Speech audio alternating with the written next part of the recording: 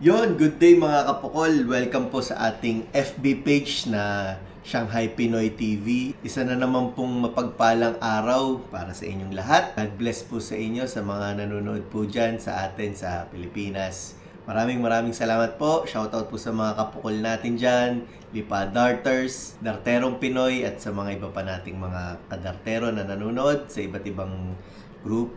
Maraming salamat po sa inyo sa suporta sa ating FB page, no? Ngayon po ang topic po natin ngayon is darts review po tayo ng isang Pinoy brand from Yayoi. Yan, Yayoi Darts na po. Syempre walang iba, ano pa bang the darts review natin kundi yung ating bagong labas na Brother Darts! Yay! Palakpakan! Ayos. Di ba? Siyempre, Brother Darts po tayo. Yan po. Napakaganda po ng ating darts. Meron po tayong dalawang type po ng Brother Darts. Yung pure gold, yung gold po natin. And is itong ating golden pero may a little bit touch po siya ng silver. Meron po siyang 22 grams, 23 grams at 24 grams available. Yung 22 and 23 grams po is 90% tungsten and yung 24 grams po natin is 95% tungsten. Meron po tayong 52 mm length and then 6.8 millimeter diameter po. Yung point po natin is 36 mm point po. Let's go! So, ayan po. Ito na po yung closer look natin ng ating Brother Darts. Yan, ang ating signature darts po from Yayoi.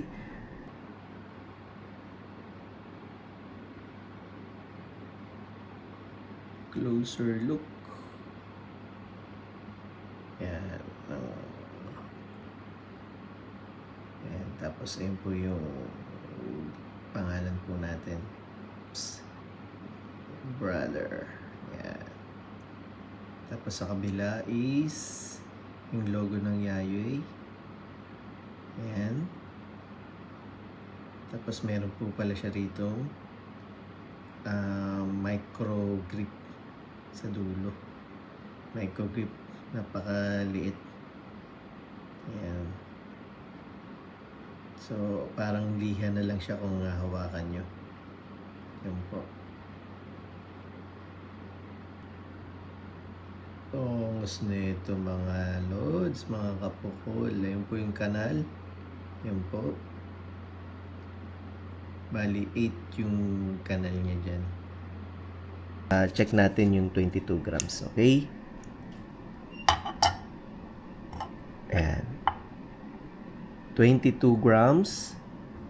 And then,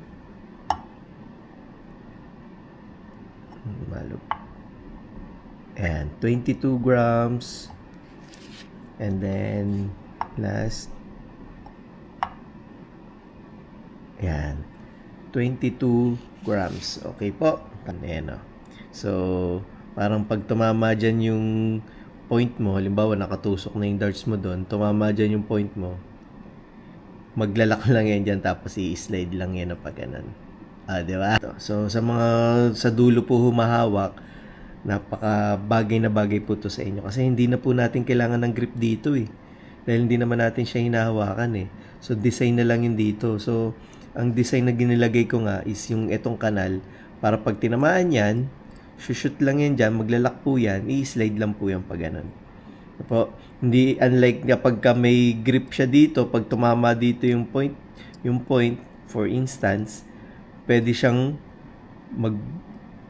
nagbabounce siya, gumaganon siya. Kaya imbis na mapaganda, lalayo pa yung tama niya.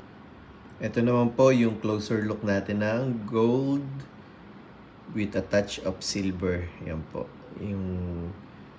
Yung point niya po is silver.